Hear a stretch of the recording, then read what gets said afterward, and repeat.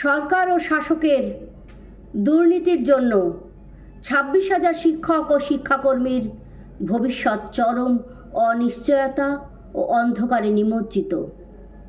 সরকারের প্রধান নেতাজি ইন্ডোর স্টেডিয়ামে মিথ্যা আশ্বাস দিয়েছেন, অথচ কসবা ডিআই অফিসের সামনে বঞ্চনার শিকার শিক্ষক ও শিক্ষাকর্মীরা।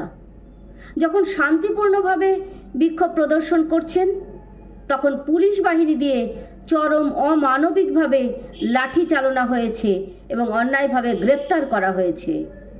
এই পুলিশি নির্যাতনের তীব্র প্রতিবাদ জানাচ্ছে অভয়া মঞ্চ। ঘৃণ্য এই প্রশাসনিক দুর্নীতির ফলে বহু যোগ্য শিক্ষকের জীবনে অন্ধকার নেমে এসেছে। এই অসহায় অবস্থায় শাসকের অত্যাচার সাধারণ জনগণ বরদাস্ত করবে না।